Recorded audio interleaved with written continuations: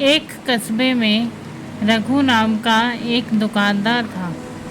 वह बहुत मेहनती था, ईमानदार था और समय के साथ उसकी दुकान बहुत चलने लगी।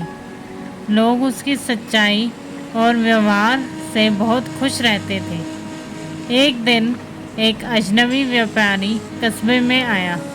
उसने रघु से दोस्ती की और कहा, हम दोनों साझेदारी से व्यापार करें। मैं माल लाऊंगा, तुम बेचोगे, मुनाफा हम आधा आधा करेंगे। रघु बहुत भोला था, वो उसकी बात मान गया।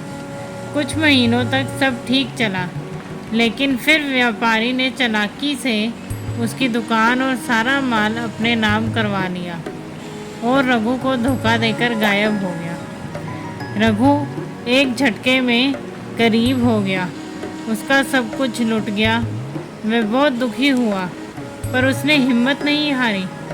उसने छोटा सा काम शुरू किया, जैसे सब्जी बेचने लगा, किराए के दुकान पे छोटा मोटा सामान बेचे।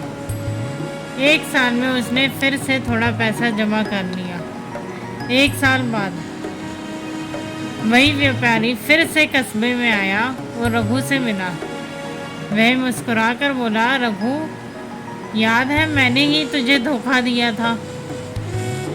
आजमाना चाहता था कि तू गिरकर उठता है या हार मान जाता है, पर तुझमें तो बहुत जज्बा है। अब मैं तुझे एक बड़ी दुकान देना चाहता हूँ। तेरा असली इम्तिहान अब शुरू होगा। रघु ने शांत होकर जवाब दिया, मैंने अब सीख लिया है, भरोसा सोच समझकर करना चाहिए, और अगर मेहनत सच्ची हो तो गिरकर भी उठना मुमकिन है। दुकान चाहिए या नहीं, पर अब मैं खुद की मेहनत से आगे बढ़ूंगा। इस कहानी से हमें ये सीख मिलती है कि हर गिरावट एक सबक होती है। सच्ची मेहनत कभी बेकार नहीं जाती। भरोसा करो, लेकिन आंखें खोल कर। अब आप लोग बताइए कि आपको मेरी ये कहानी कैसे लगी। अगर आपको मेरी कहानी अच्छी लगी तो आप लाइक, शेयर और सब्सक्राइब करिए, और अगली कहानी के लिए मेरे चैनल पर जुड़े रहिए।